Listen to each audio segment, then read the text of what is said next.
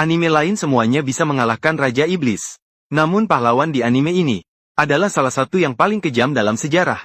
Di dunia ini, asalkan melakukan kejahatan berat akan dijatuhi hukuman pahlawan. Mereka tidak hanya akan dikirim ke garis depan untuk melawan Raja Iblis, tetapi bahkan kematian pun tidak diperbolehkan. Karena meskipun mati dalam pertempuran, mereka akan dipaksa untuk dihidupkan kembali. Dan protagonis kita, Sairo, adalah salah satunya. Namun, dia tidak pernah menyangka bahwa tugas kali ini tidak semudah yang dibayangkan. Karena orang ini telah menjadi pahlawan karena ribuan kasus pencurian. Namun sayangnya, peti mati yang dicuri kali ini jelas bukan peti mati biasa.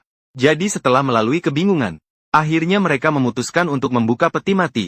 Namun, tak disangka, begitu melihat isi di dalamnya, tokoh utama tertegun. Karena di dalamnya terbaring bukan seorang bangsawan atau ksatria suci, melainkan sebuah senjata kuno yang disebut Dewi. Pada zaman dahulu, jadi setelah menginstruksikan Dota untuk meninggalkan Dewi di tempatnya, dia segera pergi ke tepi jurang mengikuti suara trompet. Ternyata di hutan tidak jauh dari sana, Ordo Ksatria mengalami serangan dari makhluk asing. Banyak yang mati dan terluka. Hampir setengah dari para ksatria telah menjadi makanan bagi makhluk asing. Dan jika dibiarkan seperti ini bukanlah solusi, maka protagonis berniat untuk membantu sisa ksatria yang ada. Lagi pula, tubuhnya akan meledak seketika dari dalam keluar.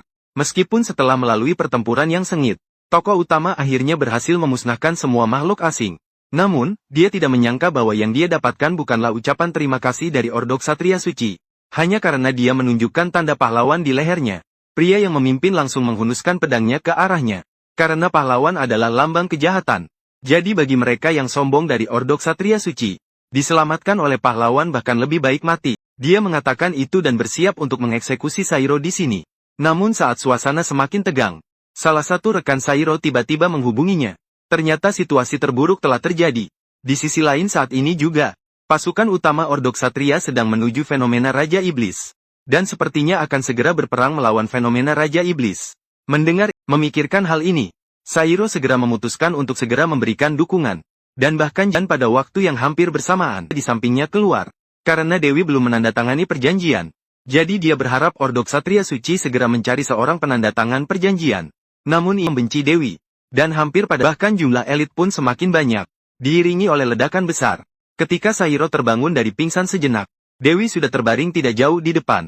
Sekarang, satu-satunya cara untuk menyelamatkan semua orang adalah menggunakan kekuatan Dewi dan menandatangani perjanjian dengan Dewi. Kau adalah Sairo Forobas, kan?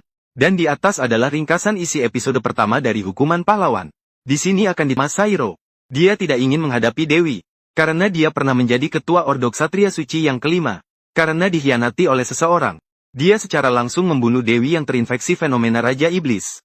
Dan karena itu dia dijatuhi hukuman pahlawan. Dan tidak peduli bagaimana Sairo menjelaskan. Orang-orang di atas hanya ingin menghukumnya. Saat itu, Sairo akhirnya menyadari bahwa dia telah dikhianati.